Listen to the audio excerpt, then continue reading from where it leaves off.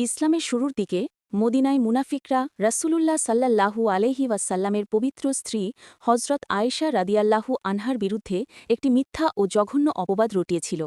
সেই কঠিন সময়ে মদিনার অনেক সরলমনা মানুষও বিভ্রান্ত হয়ে পড়েছিলেন। এই ঘটনায় হজরত আবু বকর রাদিয়াল্লাহু আনহুর আত্মীয় মিস্তাহ ইবনে উসাসাও জড়িয়ে পড়েছিলেন। মজার ব্যাপার হল, মিস্তাহ ছিলেন অত্যন্ত দরিদ্র এবং হজরত আবু বকর রাদিয়াল্লাহু আনহু নিজ খরচে তাকে আর্থিকভাবে সাহায্য করতেন। এই ঘটনা জানার পর আবু বকর রাদিয়াল্লাহু আনহু খুব কষ্ট পেলেন এবং প্রতিজ্ঞা করলেন যে যে আমার মেয়ের বিরুদ্ধে এমন কুৎসা রটনায় অংশ নিয়েছে তাকে আমি আর কোনোদিন সাহায্য করব না। এরপর মহান আল্লাহ পবিত্র কুরআনের সূরা আন-নূরের ২২ নম্বর আয়াত নাজিল করেন, তোমাদের মধ্যে যারা ঐশ্বর্যের অধিকারী তারা যেন এই শপথ না করে যে তারা আত্মীয়-স্বজন, অভাবী ও আল্লাহর পথে হিজরতকারীদের সাহায্য করবে না। তাদের উচিত ক্ষমা করা এবং দোষ-ত্রুটি উপেক্ষা করা।